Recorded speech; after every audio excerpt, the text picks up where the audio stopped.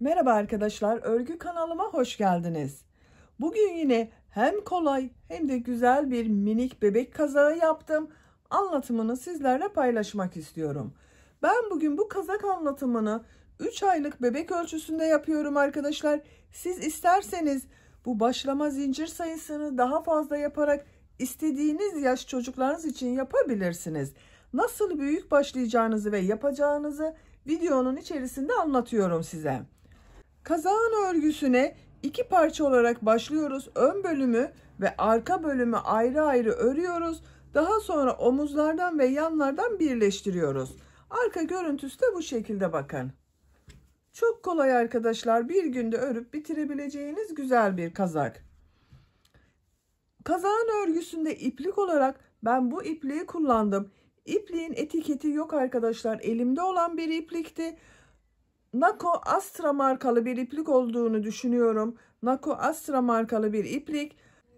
İplik kalınlığı da bakın şu şekilde 100 gram iplikte 320 metre kalınlığında olan bir iplik arkadaşlar. Mavi renk olarak da bu ipliği kullandım. Bu da Alize Şeker'in bebeğinin ipliği ama etiketi dediğim gibi yok. Ben bunu çok kullandım. Bebek takımları yaptım. Alize Şeker'in bebe ipliği. Renk numarasını bilmiyorum. Elimde yok etiketi arkadaşlar. Tığ olarak da 3 milimetre tığ kullandım. 5 numara 3 milimetre tığ. Siz daha büyük numaralı tığlar kullanırsanız bu sayıda yaptığınız zaman 6 aylık bebek için olur. Daha ince tığ kullanırsanız da yeni doğan bebek için olur arkadaşlar. Minik bir kazak. Kazağın ölçülerini de size söylüyorum. Bakın kol altının buradan gövde genişliğini ölçüyorum. 24 santimetre. Yüksekliğini ölçüyorum. Kol altının buradan yükseklik 16 santimetre. Omuzdan itibaren tam yüksekliğini ölçüyorum. 26 santimetre. Bu ölçüde 3 aylık bebek için güzel bir ölçü arkadaşlar. İpliği tığı hazırlayalım. Hep birlikte bu güzel kazağın örgüsüne başlayalım. Örgü kanalıma abone değilseniz abone olmayı unutmayın lütfen. Örgü kanalıma abone olmak ücretsiz. Örgü kanalıma ücretsiz abone olup orada bulunan zil şeklinde dokunarak açık yaparsanız kanalıma video yüklediğim zaman ilk önce size bildirim gelir. Örgülerimden herkesten önce sizin haberiniz olur. İzlediğiniz videolarıma beğeni ve yorumlarınızı da yaparsanız çok sevinirim arkadaşlar. Örgü kanalıma ücretsiz abone olup beğeni ve yorumlarıyla da destek olan bütün arkadaşlara ayrıca teşekkür ederim. Hepinize kolay gelsin. İyi çalışmalar. Kazak örgüsüne zincir yaparak başlıyorum. İlk önce kazağım, bakın arkadaşlar, bu kazağı yapıyoruz bugün. Buradan zincir yaparak başlıyoruz. Bu renk ile, bakın, açık renk ile yaptığım sıradan zincir yaparak başlıyoruz. Bu etek ucunda bulunan lastik örgüsünü daha sonra yapacağız. Dikişsiz olsun diye, bakın, tek parça olsun diye bu lastik örgüsünü daha sonra yapıyorum. Zincir yapabilmek için ilk ilmeği ben bu şekilde yapıyorum. Size nasıl kolay geliyorsa o şekilde ilk ilmeği yapabilirsiniz. Zincirleri yapmaya başlıyorum. Çok sıkı zincir yapmıyorum bakın arkadaşlar. Tığ işi örgülerde eliniz çok sıkıysa yaptığınız örgüler sert olur. Mümkün olduğunca sıkı yapmamaya dikkat edelim. Bu büyüklükte bir kazak için, 3 aylık bir kazak için 24 santimetre zincir yapmam gerekiyor. 55 zinciri yapalım. 55 zinciri yaptım. Çok sıkı olmayan zincirler yaptım bakın. Bu 55 zincirin kaç santimetre olduğunu ölçüyorum. Sıfır noktasına tutuyorum. Ölçtüğüm zaman 24 santimetre zincir uzunluğu var. Çok sıkı yapmadım bakın arkadaşlar. 55 zincir 24 santimetre geldi. Sizin eliniz sıkıysa, ipliğiniz inceyse ve tığınız da küçük numaraysa 24 santimetre için daha fazla zincir yapmanız gerekebilir. Ben minik bir kazak yapıyorum. Bakın bu kazağı yapıyorum. Şu şekilde ölçüyorum. Siz de yapacak olduğunuz çocuğun veya bebeğin gövde genişliğine göre başlarsanız iyi olacaktır. Ben minik bir kazak yapıyorum bugün. 3 aylık bebek için yapıyorum. 3 aylık bebek için 24 santimetre zincir başladım. Siz bu kazağı 6 aylık bebek için yapacaksanız 24-25 santimetre başlayabilirsiniz arkadaşlar.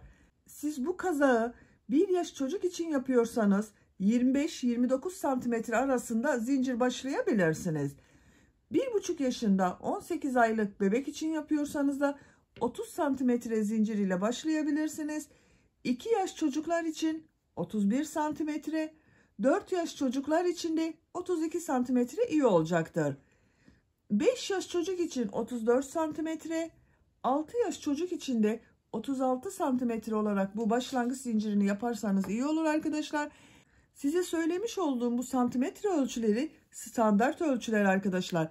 Sizin çocuğunuzun kilosuna göre bu zincir sayısı santimetre olarak daha az da olabilir, daha fazla da olabilir. Yetişkinler için de yapabilirsiniz bu modeli arkadaşlar. Bakın ben 3 aylık bebek için yaptım ama siz bunu yetişkinler için başlayıp yetişkinler için de yapabilirsiniz. Şimdi trabzan sırası yapacağız. İpliği tığ üzerine alıyorum. 1, 2, 3 ilmek atlıyorum. 4. ilmek içine trabzan yapıyorum. Zincirler üzerine trabzanlar yapıyorum. Her zincir üzerine bir trabzan yapıyorum.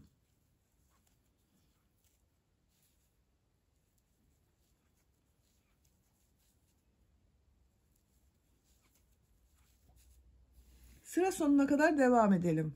Zincirler üzerine trabzanlar yaparak sıra sonuna kadar tamamladım. Bir sırada 52 trabzan oldu. Bu 3 ilmek atlayarak yaptığımda bir trabzan, bununla birlikte 52 trabzan var. Bir zincir yapıyorum, örgüyü çeviriyorum. Trabzanlar üzerine bir sıra sık iğne yapıyorum. İlk ilmek üzerine sık iğne yapıyorum. Diğer ilmekleri de sık iğne yaparak devam ediyorum.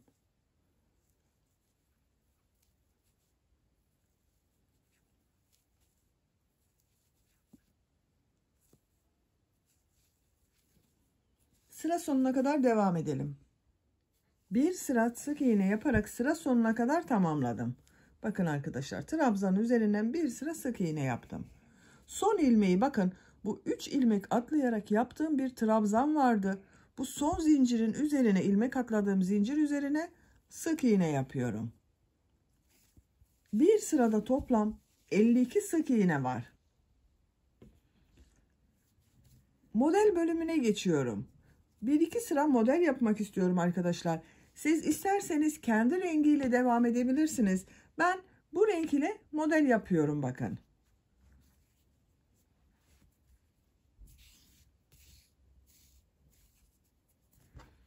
Burada ilmeğin rengini bu maviden yapıyorum. Şöyle çektim. Bu ipliği kesmiyorum. Daha sonraki sırada onunla devam ediyorum. Bir zincir yapıyorum. Örgüyü çeviriyorum. İlk ilmek üzerine trabzan yapıyorum. İpliği tığın üzerine alıyorum. Bir ilmek atlıyorum. İkinci ilmeğe trabzan yapıyorum. Tığ üzerine iplik alıyorum. Atladığım bu ilmeğe dönerek trabzan yapıyorum. Bakın, çapraz bir örgü yaptım burada. Tığ üzerine iplik alıyorum. Bir ilmek atlıyorum. İkinci ilmeğe trabzan yapıyorum. Tığ üzerine iplik alıyorum. Atlama yaptığım bu ilmeğe dönerek trabzan yapıyorum. Biraz uzatarak yaparsanız daha güzel olur arkadaşlar. Bir ilmek atlıyorum. İkinci ilmeğe trabzan yapıyorum. Atlama yaptığım ilmeğe dönerek trabzan yapıyorum.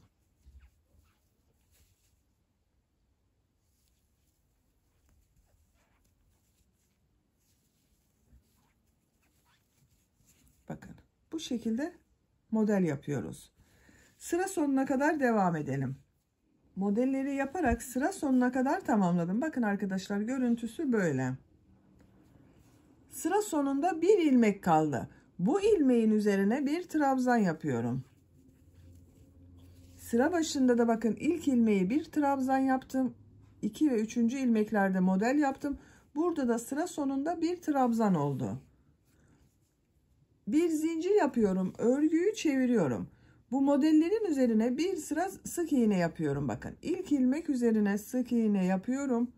Diğer ilmekleri de sık iğne yaparak devam ediyorum. Sıra sonuna kadar devam edelim. Sık iğne yaparak sıra sonuna kadar tamamladım. Bu bir sıra üzerinde 52 sık iğne var arkadaşlar. Burada iplik değiştiriyorum yine bakın. Diğer ipliğin rengini alıyorum. Bakın bunu alıyorum. İlmeğin rengini bu renk yapıyorum. Bu mavi ipliği burada bekletiyorum. Bir zincir yapıyorum. Örgüyü çeviriyorum. Bu sırada tekrar model sırası yapıyorum. İlk ilmek üzerine trabzan yapıyorum. İpliği tığ üzerine alıyorum. Bir ilmek atlıyorum. İkinci ilmeğe trabzan yapıyorum. Atlama yaptığım ilmeğe dönüyorum. Trabzan yapıyorum. Bir ilmek atlıyorum. İkinci ilmeğe trabzan yapıyorum. Atlama yaptığım ilmeğe dönerek trabzan yapıyorum. Burada yaptığımız modelin aynısı.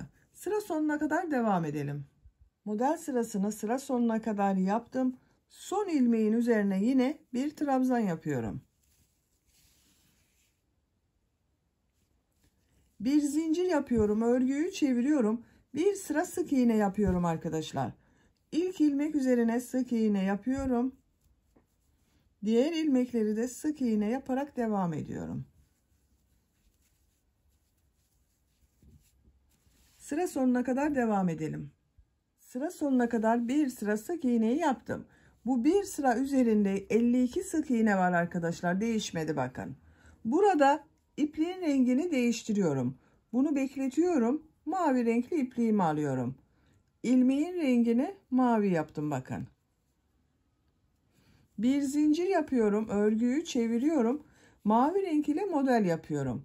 İlk ilmek üzerine trabzan yapıyorum. Tığ üzerine iplik alıyorum. Bir ilmek atlıyorum. İkinci ilmeğe trabzan yapıyorum. Atlama yaptığım ilmeğe dönüyorum. Trabzan yapıyorum.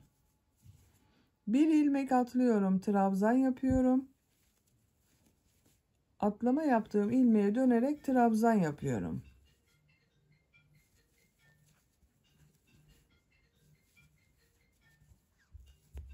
Bu şekilde. Sıra sonuna kadar devam edelim. Sıra sonuna kadar modelleri yaptım. Son ilmek üzerine yine bir trabzan yapıyorum bakın. Bir zincir yapıyorum, örgüyü çeviriyorum. İlk ilmek üzerine sık iğne yapıyorum. Sık iğne sırası yapıyoruz arkadaşlar.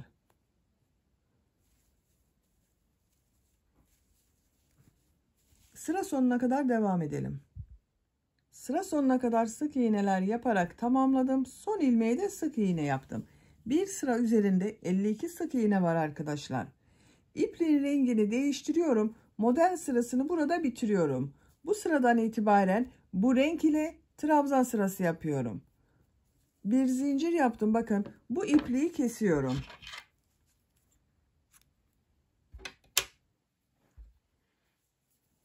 Örgüyü çeviriyorum. İlk ilmek üzerine trabzan yapıyorum. Trabzan sırası yapıyorum artık. Diğer ilmekleri de trabzan yaparak devam ediyorum.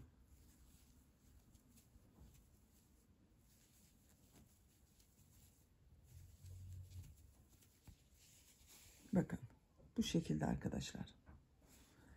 Her ilmek üzerine trabzan yaparak sıra sonuna kadar devam edelim. Sıra sonuna kadar bir sıra trabzanı yaptım. Bu bir sıra üzerinde 52 trabzan var. Bir zincir yapıyorum, örgüyü çeviriyorum. İlk ilmek üzerine trabzan yapıyorum. Diğer ilmekler üzerine de trabzan yapıyorum.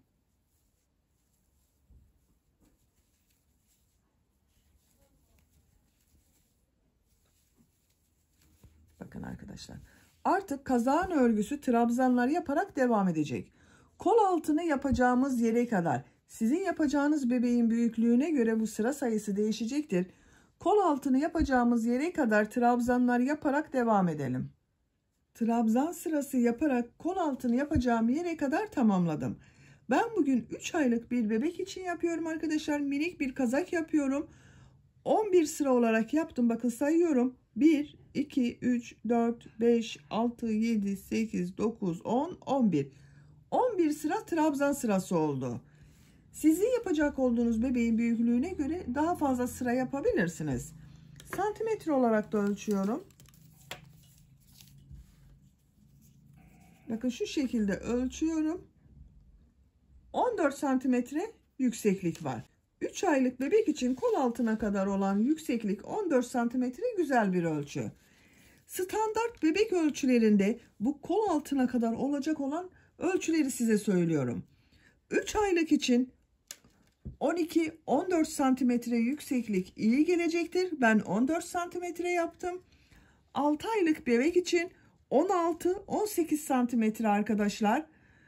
12 aylık 1 yaşındaki bebek için 21-22 santimetre bu yüksekliği yaparsanız iyi olacaktır.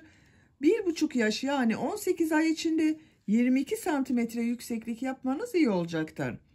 2 yaş çocuklar için 25 santimetre, 4 yaş çocuklar için de 25 santimetre ölçü iyi gelecektir. 5 yaş çocuklar için bu kol altına kadar olan yükseklik 27 santimetre, 6 yaş çocuklar için kol altına kadar olan yükseklik 29 santimetre yaparsanız iyi olacaktır.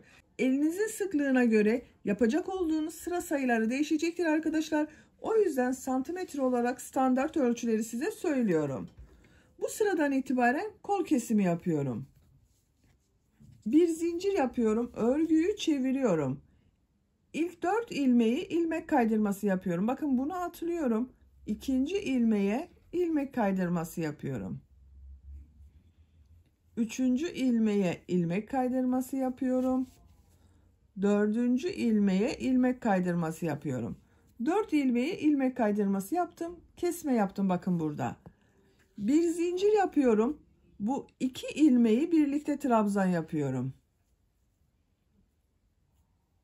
1 2. Bir kesmede bakın burada yaptım. Diğer ilmekler üzerine trabzan yaparak devam ediyorum. Siz de hangi yaş aralığında yapıyorsanız bu başta 4 ilmeği kesme yapıp benim gibi yapabilirsiniz arkadaşlar. Sıra sonunda 6 ilmek kalasıya kadar trabzan yaparak devam edelim. Sıra sonunda 6 ilmek kalasıya kadar trabzanları yaptım. Bakın 1, 2, 3, 4, 5, 6. Bu şekilde arkadaşlar.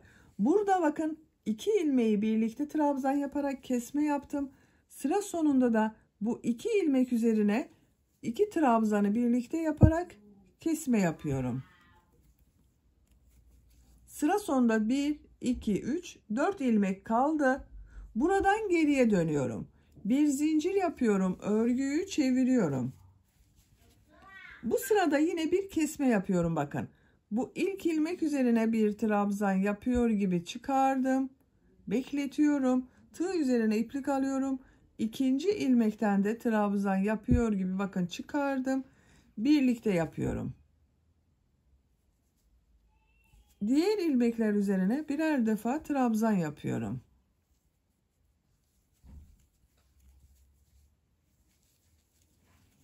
Sıra sonunda 2 ilmek kalasıya kadar trabzan yaparak devam edelim. Sıra sonunda 2 ilmek kalasıya kadar trabzanları yaptım. Bu 2 ilmeği birlikte trabzan yapıyorum.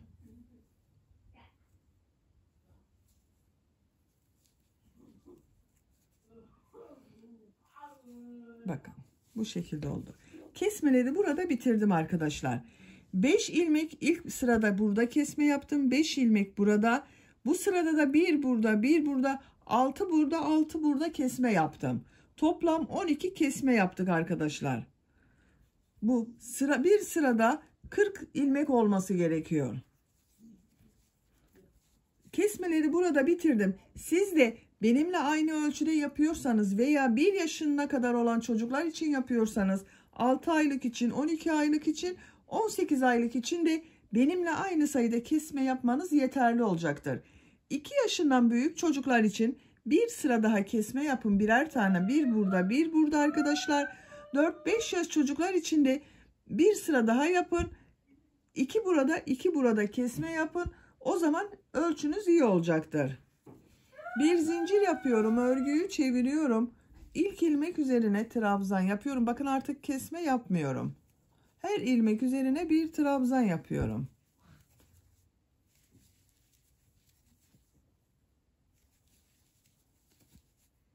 Sıra sonuna kadar devam edelim. Sıra sonuna kadar trabzanı yaptım. Bir zincir yapıyorum, örgüyü çeviriyorum. Bu bir sırada toplam 40 trabzan var arkadaşlar. Bu sayı ile arka bölümün örgüsüne devam ediyorum. İlk önce arka bölümü yapıyoruz. Bakın ilk ilmek üzerine trabzan yapıyorum. Diğer ilmeklerde trabzan yaparak devam ediyorum. Trabzan sırası olarak yapıyoruz arkadaşlar. Bu trabzan sayısını tekrarlayarak kol yüksekliğinin örgüsüne devam edelim. Arka bölümün örgüsünü, kol bölümünü bakın ben tamamladım arkadaşlar. Bu kesme yaptığım yerden sonra kaç sıra trabzan yaptığımı sayıyorum. 1, 2, 3, 4, 5, 6, 7, 8, 9, 10, 11, 12, 13 sıra oldu. Burada bitirdim bakın. Arka bölümün örgüsünü tamamladım. 13 sıra trabzan yaptım. İpliği burada kesiyorum.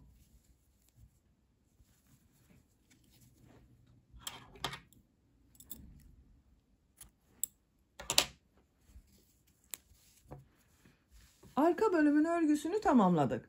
Ön bölümü yapacağız. Ön bölümün örgüsünde bu arka bölümü kaç zincir ile başladıysanız aynı sayıda başlıyoruz arkadaşlar. Bu kol altına kadar aynı şekilde yapıyoruz.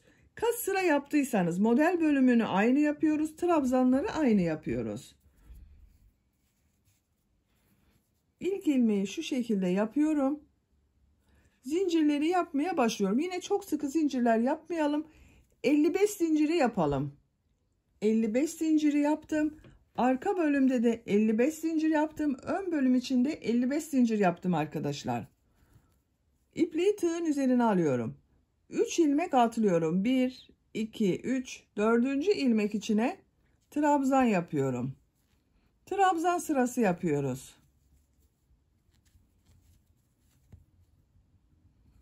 Zincirler üzerine trabzanlar yaparak sıra sonuna kadar devam edelim. Zincirler üzerine bir sıra trabzanı yaptım. Bu bir sıra üzerinde 52 trabzan var. Arka bölümde de 52 trabzan ile başladım. Ön bölümde de 52 trabzan oldu. Bir zincir yapıyorum. Örgüyü çeviriyorum. İlk ilmek üzerine sık iğne yapıyorum. Sık iğne sırası yapıyoruz.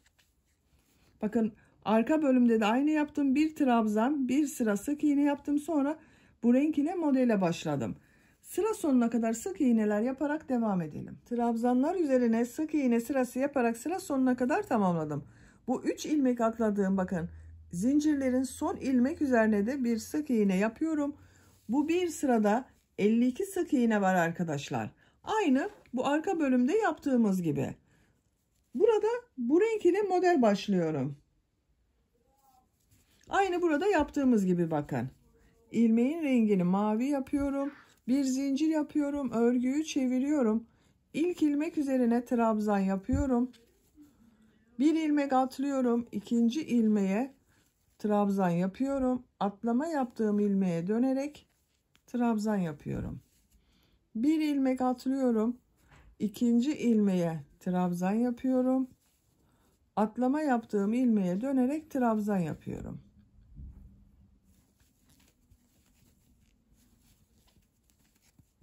Bu şekilde.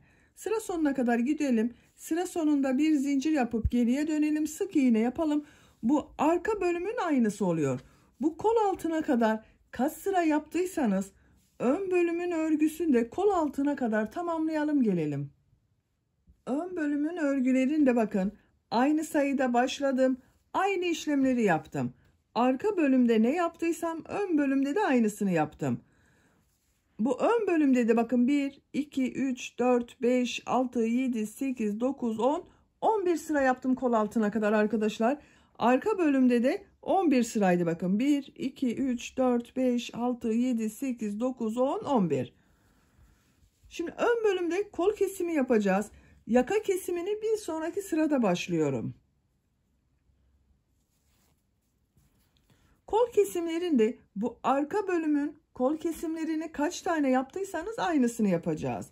Bir zincir yapıyorum, örgüyü çeviriyorum, ilmek kaydırması yapıyorum. Bakın bir atlıyorum, ikinci ilmeğe ilmek kaydırması yapıyorum, 2, üçüncü ilmeğe ilmek kaydırması yapıyorum, 3, dördüncü ilmeğe ilmek kaydırması yapıyorum, 4.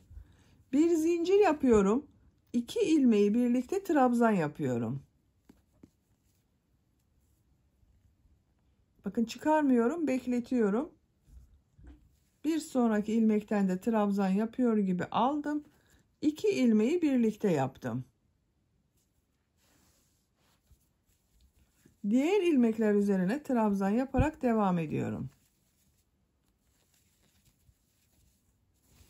Sıra sonunda 6 ilmek kalasıya kadar trabzanları yapalım. Sıra sonunda 6 ilmek kalasıya kadar trabzanları yaptım.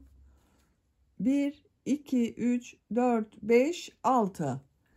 2 ilmek üzerine birlikte trabzan yapıyorum.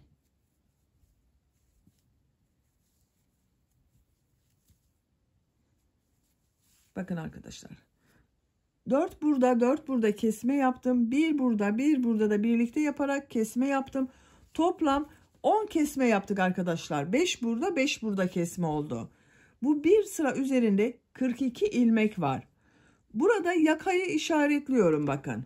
Bu 42 ilmekten 2, 4, 6, 8, 10, 12, 14, 16, 18, 20, 21.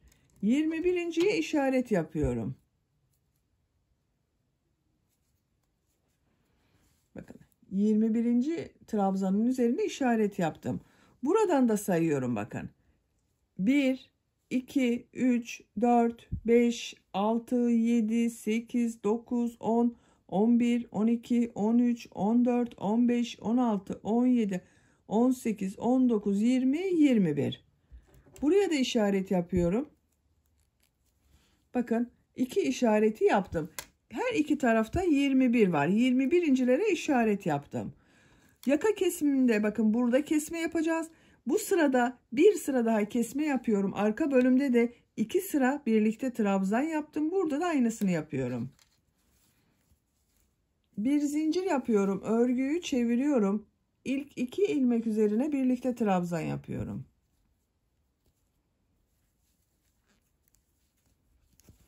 Diğer ilmeklere birer defa trabzan yapıyorum.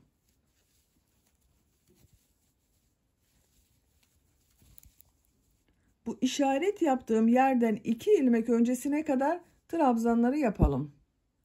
İşaretten 2 ilmek öncesine kadar trabzanı yaptım. Bakın 1, 2. İşaretle birlikte 2 arkadaşlar. Bu 2 ilmeğe birlikte trabzan yapıyorum. Yakadan kesme yapıyorum bakın burada. Bir zincir yapıyorum. Örgüyü çeviriyorum. Buradan geriye dönüş yapıyorum. İlk 2 ilmeği birlikte trabzan yapıyorum. Kesme yapıyorum.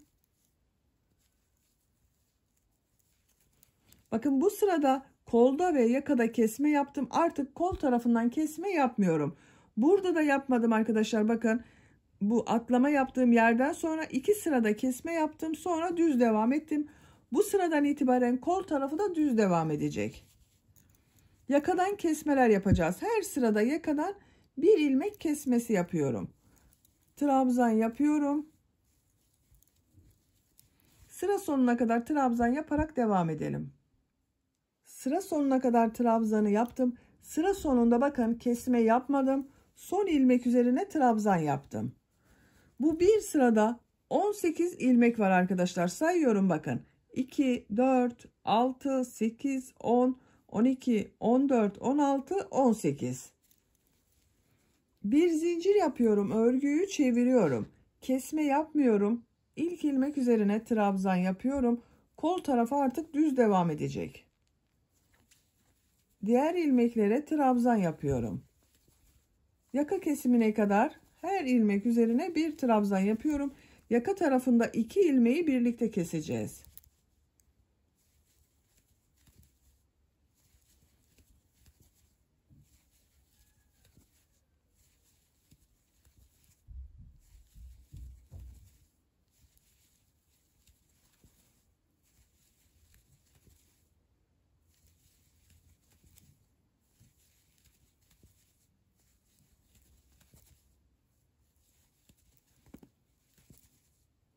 Bakın sıra sonunda 2 ilmek kaldı.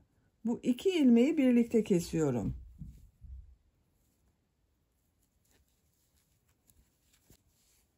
Bu bir sırada 17 ilmek oldu arkadaşlar. Bir zincir yapıyorum, örgüyü çeviriyorum. Yakadan yine kesmeye devam ediyorum. Bakın bu 2 ilmeği birlikte trabzan yapıyorum.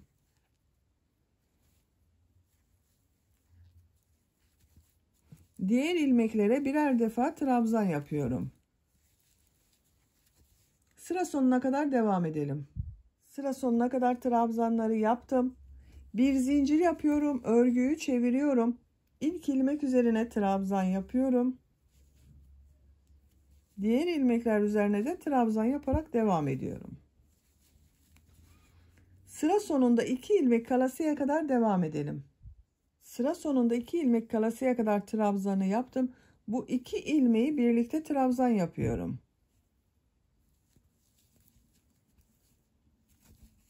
Bu bir sırada 15 ilmek var arkadaşlar.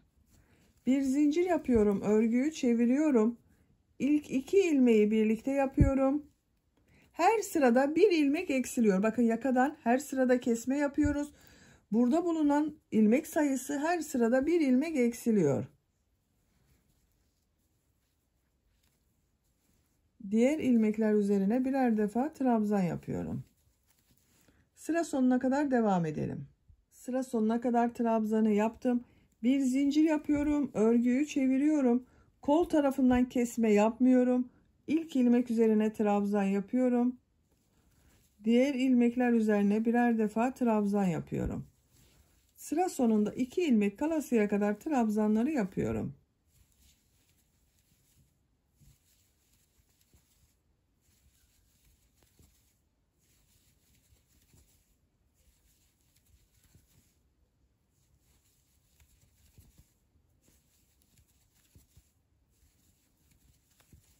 Sıra sonunda bakın 2 ilmek kaldı. Bir birlikte kestiğim ilmek var. Bakın bir de bu var.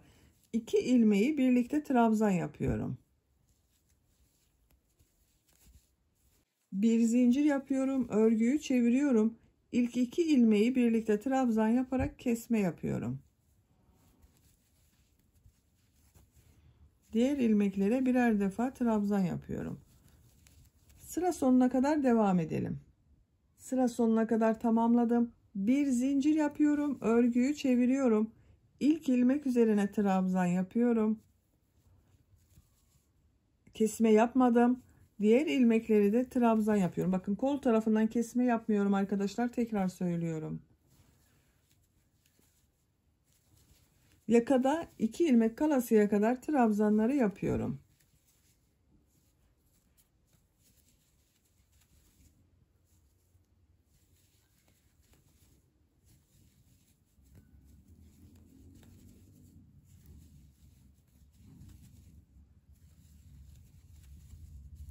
Yaka tarafında bakın 2 ilmeği birlikte yaparak kesme yapıyorum.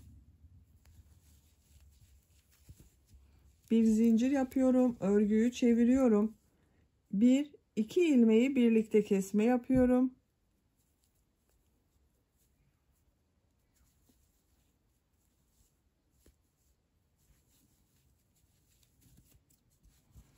Diğer ilmekler üzerine birer defa trabzan yapıyorum. Sıra sonuna kadar devam edelim. Sıra sonuna kadar trabzanı yaptım. Bir zincir yapıyorum, örgüyü çeviriyorum. İlk ilmek üzerine trabzan yapıyorum. Diğer ilmeklerde trabzan yapıyorum. Sıra sonunda yine bir kesme yapacağız. Son kesme arkadaşlar.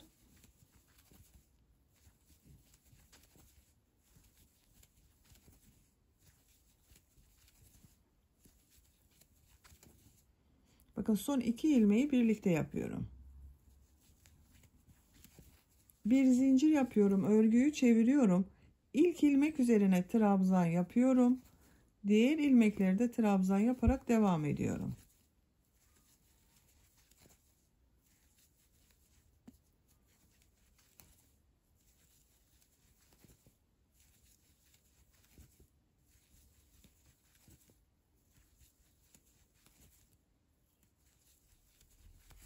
Bakıyorum. Kaç trabzan kaldığını sayıyorum. 2, 4, 6, 8, 9 trabzan var bir sırada. Omuz için bu 9 trabzan yeterli. Bakın şöyle üzerine de ölçelim.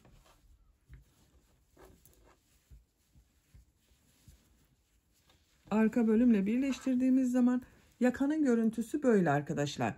Bu yaka kesintisi diğer tarafta da olacak, bir V yaka yapacağız burada.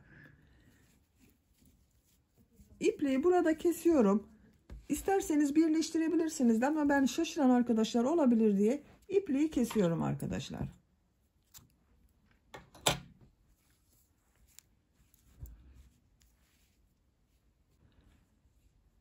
Sıraya yakadan başlıyorum. Bakın bunu da bu şekilde geldim, geriye döndüm.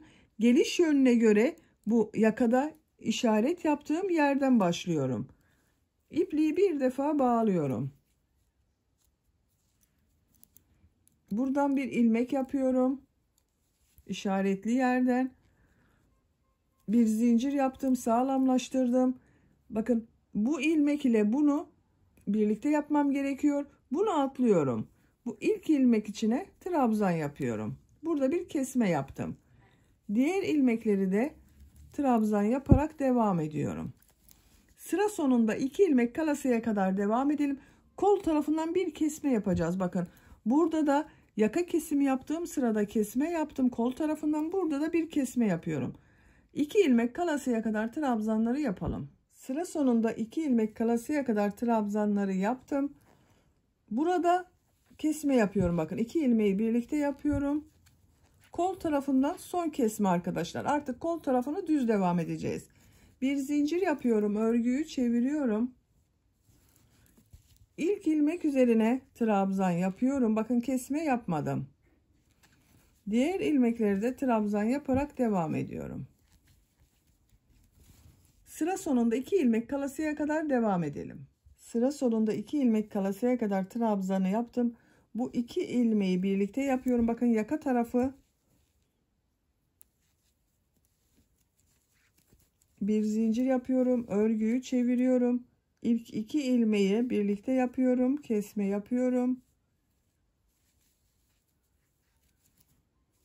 Diğer ilmeklere birer defa trabzan yapıyorum.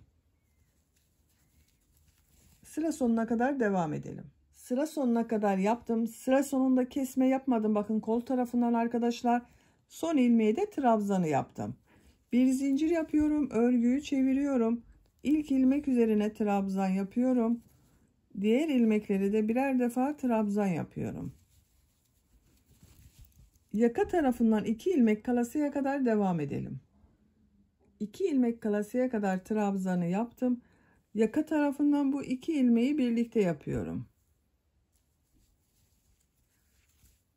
Bir zincir yapıyorum. Örgüyü çeviriyorum. İlk 2 ilmeği kesme yapıyorum. Diğer ilmeklere birer defa trabzan yapıyorum.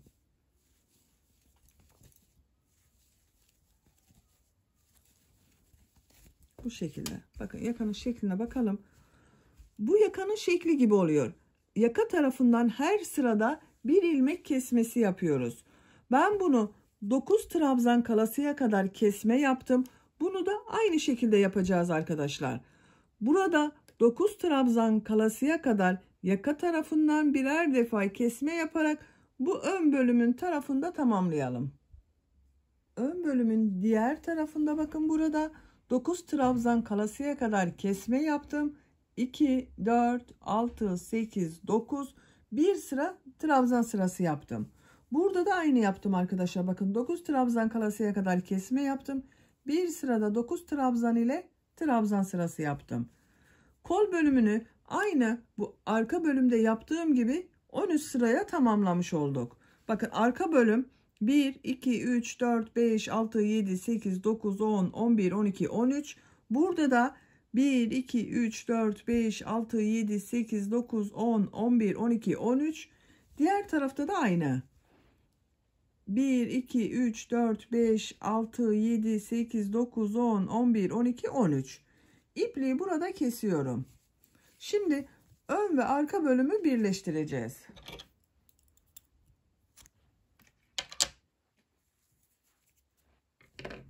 Bakın. Örgülerini tamamladık. Ön ve arka bölümün. Aynı oldular bakın arkadaşlar. Yakanın görüntüsü böyle.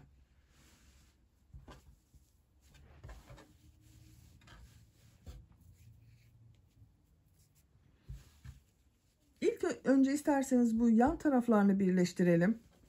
Bakın düz tarafları. Modelin düz tarafını şöyle ben bakıyorum arkadaşlar. İlk başladığım sırada bakın böyle düz görünüyor. Diğer taraf bu şekilde ters görünüyor. Bunu iç tarafa getiriyorum. Arka bölümde de aynı bakın bu ters görüneni örgünün ters tarafı olarak ele alıyorum. İç tarafa getiriyorum. Burayı düz görüyorum. Bakın dış tarafa getiriyorum. Şu şekilde yerleştirdim. Örgüyü yavaşça çeviriyorum.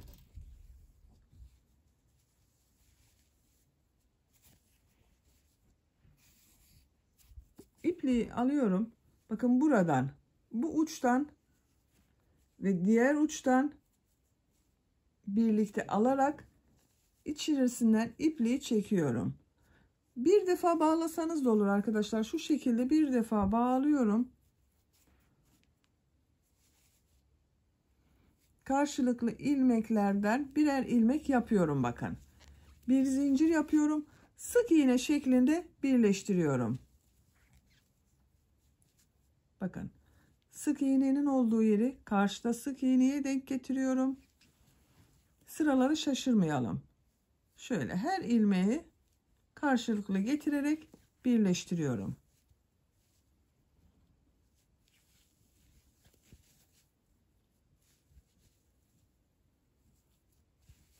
İpliğin ucunda içeride tutuyorum.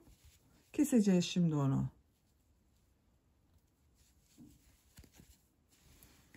Bu kol altına kadar birleştirme işlemini yapalım.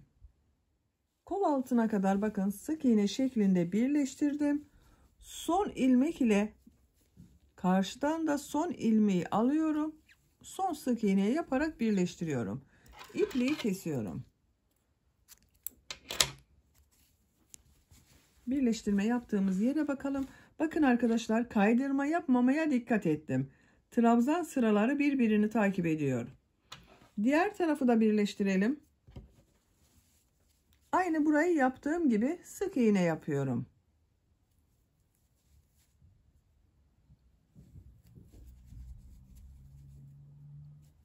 İpliği bağlayabilirsiniz de bakın benim bu yaptığım gibi bir zincir yapıp sağlamlaştırıp bu şekilde de devam edebilirsiniz. Nasıl kolay geliyorsa öyle yapın arkadaşlar. Bakın aynı şekilde karşılıklı ilmekleri alarak sık iğne yapıyorum.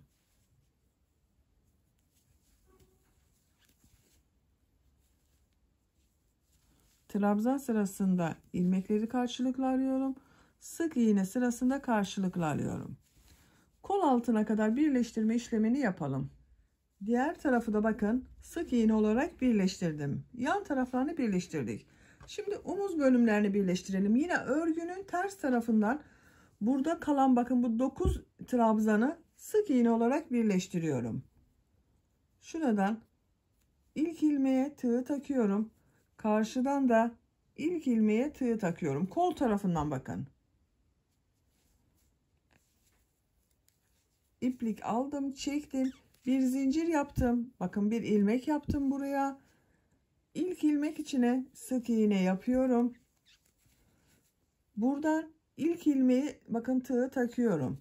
Karşıdan da gördüğüm bu ilk ilmeğe tığ takıyorum. Bu ilmeğe tığ takıyorum. Karşıdan da boş olan bakın ilk ilmeğe tığ takıyorum. Sık iğne yapıyorum. İlmekleri karşılıklı yapıyorum.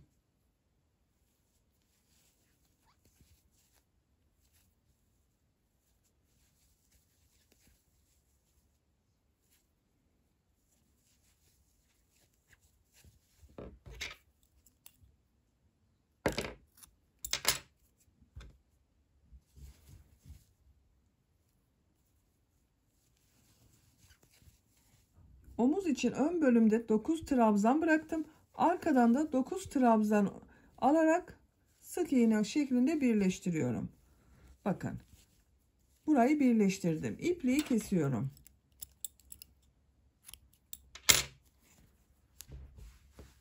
Diğer tarafını da birleştirelim. Yine kol tarafından başlıyorum. Bu ilk ilmeğe tığ takıyorum. Karşıdan da ilk ilmeğe tığ takıyorum. İlmek yapıyorum. Bir zincir yaptım, sağlamlaştırdım. Aynı ilmeğe sık iğne yapıyorum. İkinci ilmeğe bakın tığ taktım. Karşıdan da ikinci ilmeği alıyorum. İlmek atlamamaya dikkat edelim arkadaşlar. Görüntüsü güzel olmaz.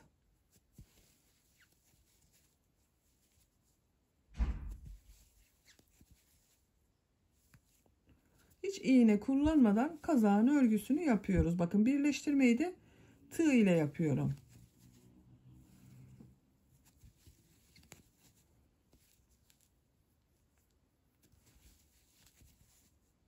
Son ilmekleri birleştiriyorum. Şu ipliğin ucunu kesiyorum. Ama ipliği kesmiyorum arkadaşlar. Burada bekletiyorum. Bakın. Burası örgünün ters tarafı. Düz tarafını çeviriyorum. Bakın. Kazağın düz tarafının görüntüsü böyle. Minik bir kazak oluyor zaten arkadaşlar. Şimdi bu yakanın çevresinden bir sıra sık iğne yapıyorum. Bakın ipliği kesmedim. Burada bekletiyorum.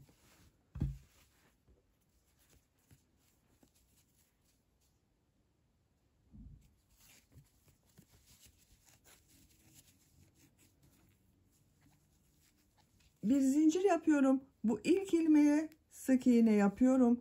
Diğer ilmekleri de sık iğne yapıyorum. Bakın yakanın burada zaten ilmekler görünüyor arkadaşlar. Dönüş yaptığımız yerler vardı. Orada ilmekler oluştu. Bu yaka çevresinde sık iğneler yaparak başladığımız yere kadar devam edelim. Bakın burayı da yapalım. Başladığımız yere kadar devam edelim.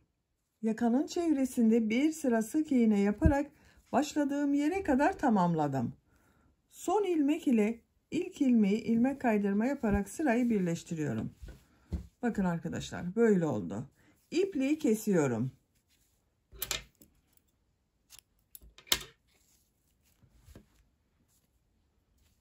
Mavi renk iplik ile bir sıra trabzan yapıyorum çevresinde.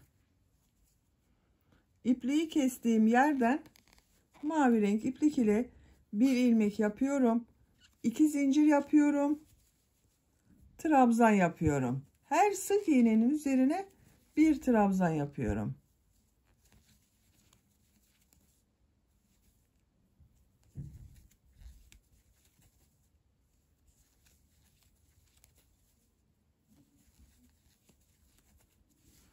Bu orta noktaya kadar devam edelim. Bakın yaka ortasına kadar trabzanları yaptım. Burada da trabzanları yapmaya devam ediyorum arkadaşlar. Bakın her ilmeğe bir trabzan yapıyorum. Başladığımız yere kadar trabzanları yaparak devam edelim. Yakanın çevresinde bir sıra trabzan yaparak bakın başladığım yere kadar tamamladım. Son ilmek ile burada yaptığım ilk ilmeği ilmek kaydırma yaparak sırayı birleştiriyorum. Bakın arkadaşlar, yakanın görüntüsü böyle. İkinci sıradayız. İkinci sırada bu yaptığım trabzanları bir düz bir ters boşluklardan alarak trabzan yapıyorum. 2 zincir yapıyorum. İpliği tığ üzerine alıyorum. Bu ilk trabzanı düz taraftan bakın boşluktan alıyorum. Trabzan yapıyorum. Bu trabzanı ters taraftan boşluktan alıyorum. Trabzan yapıyorum. Düz taraftan boşluktan alıyorum. Trabzan yapıyorum. Ters taraftan şu şekilde boşluktan alıyorum. Trabzan yapıyorum. Bir düz bir ters boşluklardan alarak trabzan yapıyoruz.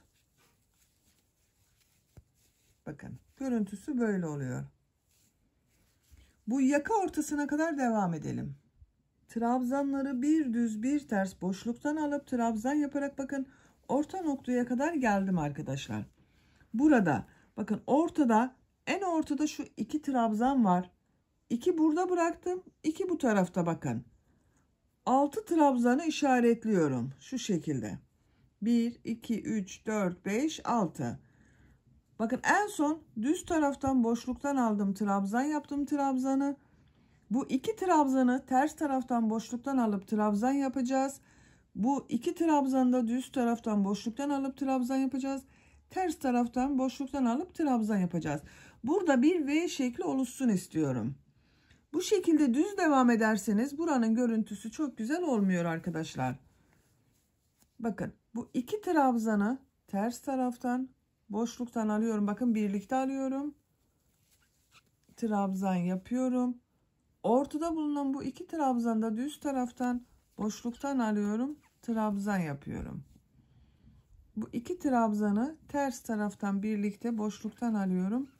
Trabzan yapıyorum. Artık düz devam ediyorum. Bakın bir düz bir ters. Birer defa yapıyorum.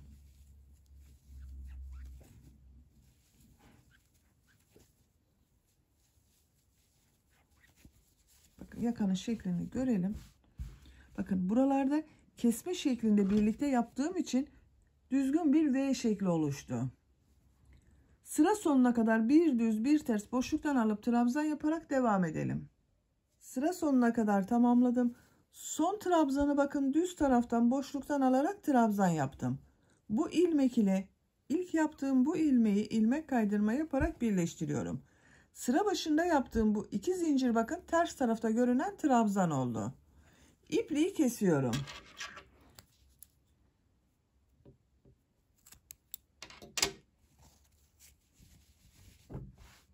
Yakanın görüntüsü bakın böyle oldu arkadaşlar.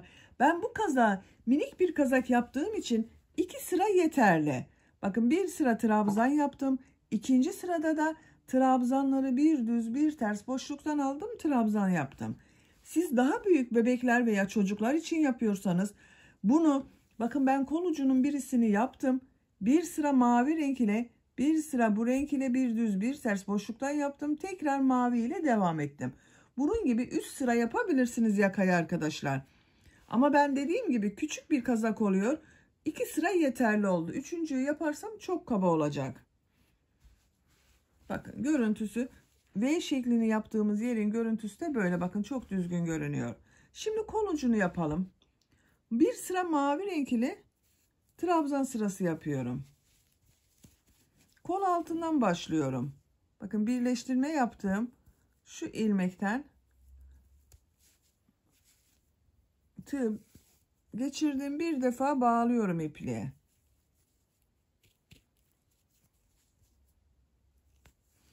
Buradan bir ilmek yapıyorum. 2 zincir yapıyorum. İlk ilmek üzerine trabzan yapıyorum. İpliğin ucuna bakın içeride tutuyorum. Diğer ilmekleri de birer defa trabzan yapıyorum. Trabzan sırası yapıyoruz.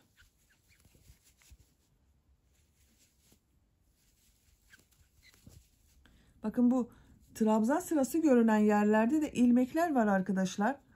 Şu şekilde trabzan yapıyorum.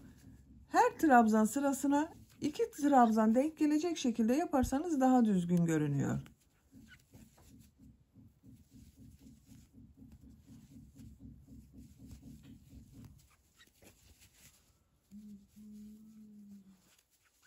Bakın. Kol çevresinde trabzanlar yaparak başladığımız yere kadar devam edelim. Kol çevresinde bir sıra trabzan sırası yaparak bakın sıra sonuna kadar tamamladım. Son ilmeğe de bir trabzan yaptım. Bu ilmek ile ilk yaptığım bu ilmeği ilmek kaydırma yaparak sırayı birleştiriyorum. Bakın arkadaşlar. Görüntüsü böyle. Bu sırada bu trabzanları bir düz bir ters boşluktan alarak trabzan yapacağız. Bakın bu kolun örgüsünü ben yaptım. Bu renk ile yaptım ikinci sırayı. Diğer ana rengimi alıyorum. Kazağı ördüğüm renge. İlmeğin rengini bu renk yapıyorum. 2 zincir yapıyorum. İpliği kesmiyorum. Mavi ipliği bekletiyorum. Bir sonraki sırada bakın uç noktada mavi renk iplik ile yapıyorum. Siz isterseniz tek renk olarak da devam edebilirsiniz. Bu ilk gördüğüm trabzanı bakın boşluktan alarak trabzan yapıyorum. Aynı yakada yaptığımız gibi. İkinci trabzanı ters taraftan boşluktan alıyorum, trabzan yapıyorum. Düz taraftan boşluktan alıyorum, trabzan yapıyorum. Bir düz bir ters boşluklardan alarak trabzan yapıyoruz. Sıra sonuna kadar devam edelim. Sıra sonuna kadar trabzanları bir düz bir ters boşluktan aldım, trabzan yaptım. Görüntüsü böyle bakın. En son trabzanda düz taraftan boşluktan alarak trabzan yaptım. Son ilmek ile ilk ilmeği ilmek kaydırma yaparak sırayı birleştiriyorum. Sıra başında yaptığım bu iki zincirde bakın ters tarafta görünen trabzan oldu. İpliğin rengini mavi renk yapıyorum. Dediğim gibi siz tek renk yapıyorsanız bu şekilde devam edebilirsiniz. 2 zincir yapıyorum. Bu ipliği kesiyorum artık. Bu sırada bu yaptığım trabzanları nasıl görüyorsam o şekilde boşluktan alarak trabzan yapıyorum.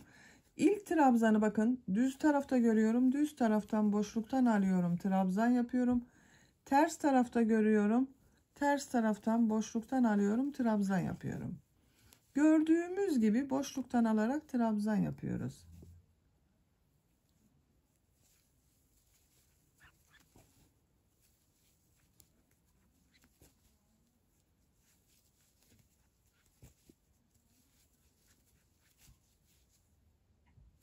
Sıra sonuna kadar devam edelim. Sıra sonuna kadar trabzanları nasıl görüyorsam o şekilde boşluktan alarak trabzan yaptım. Son ilmek ile ilk ilmeği ilmek kaydırma yaparak sırayı birleştiriyorum. İpliği kesiyorum. Kolun örgüsünü de tamamladım arkadaşlar. Bakın. Bu şekilde oldu kol bölümünün örgüsü. Diğer kolun örgüsünde bu kolu başladığımız gibi başlayalım. Aynı sayıda trabzan yapmaya dikkat edelim arkadaşlar. Kolun görüntüsü düzgün görünmez yoksa. Bu kolu kaç trabzan ile başladıysanız bu kolu da aynı sayıda başlarsanız örgünüz daha düzgün görünecektir. Şimdi gövde bölümünde lastik örgüsü yapıyorum. Mavi renk ile başlıyorum. Herhangi bir köşeden bakın. Buradan da başlayabilirsiniz. Buradan da.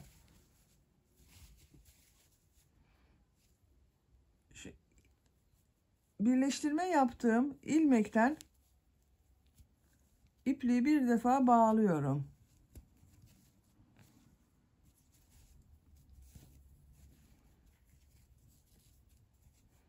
Bir ilmek yapıyorum. 2 zincir yapıyorum. Bakın burada trabzanlar var arkadaşlar. Bu trabzanları bir düz bir ters boşluklardan alarak trabzan yapacağız. İlk trabzanı düz taraftan boşluktan alıyorum, trabzan yapıyorum.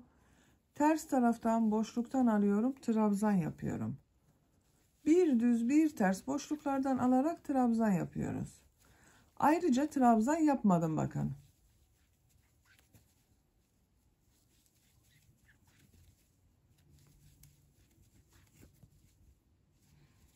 Bu şekilde bir düz bir ters boşluktan alıp trabzan yaparak sıra sonuna kadar devam edelim.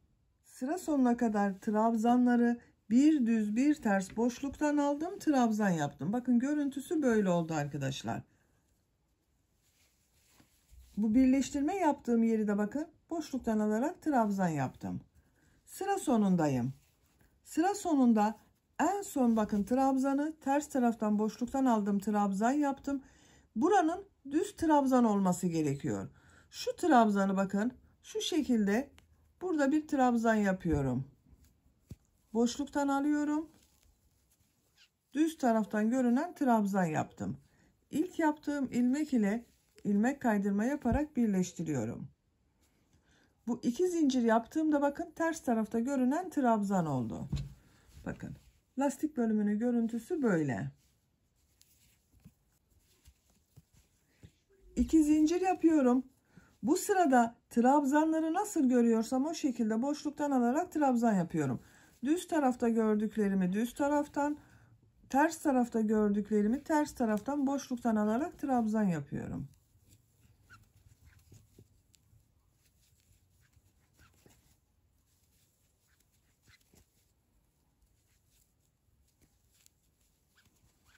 Bakın arkadaşlar. Sıra sonuna kadar nasıl görüyorsan o şekilde boşluktan alıp trabzan yapalım. ilmek kaydırma yaparak birleştirelim. Bir sonraki sırada yine nasıl görüyorsan o şekilde boşluktan alarak trabzan yapalım. Bu örgüyü kaç sıra istiyorsanız 3 sıra yapabilirsiniz, 4 sıra yapabilirsiniz, 5 sıra yapabilirsiniz. Bir düz bir ters örgüleri tamamlayalım gelelim. Bir düz bir ters örgüleri bakın ben tamamladım arkadaşlar. Kaç sıra yaptığımı sayıyorum. Bakın buradan başladım. 1, 2, 3, 4 sıra yaptım. Bu görüntü benim için yeterli. Siz isterseniz bir sıra daha devam edebilirsiniz. Daha büyük çocuklar için yapıyorsanız bunu 5-6 sırada yapabilirsiniz. Tercihinize göre 3 sırada yapabilirsiniz. Böylece kazağın örgüsünü bitirmiş oldum. Bakın ipliklerini de temizledim. Kolların görüntüsü bakın bu şekilde. Yakanın görüntüsü de bu şekilde. Gövde bölümünde lastik örgüsünün görüntüsü de bakın böyle arkadaşlar. Çok şirin, çok tatlı oldu gördüğünüz gibi. Minik bir kazak yaptım. Kazağın bitmiş olarak size ölçülerini söylüyorum. Kol altının buradan gövde genişliğini ölçüyorum. Ölçtüğüm zaman 24 santimetre genişlik var arkadaşlar. Yüksekliğini ölçüyorum. Omuzdan uç noktaya kadar olan yükseklik 26 santimetre. Kol altından yüksekliğini ölçüyorum. Bakın bu bir düz bir ters yaptığım yerden sonra bu bir düz bir ters yaptığım örgüyle birlikte 16 santimetre yükseklik var. Bu ölçüde 3 aylık bebek için güzel bir ölçü oldu. Bu omuz bölümünde ölçelim. Ölçtüğüm zaman 6 santimetre omuz genişliği var bakın. Çok şirin oldu. Arka görüntüsü de böyle.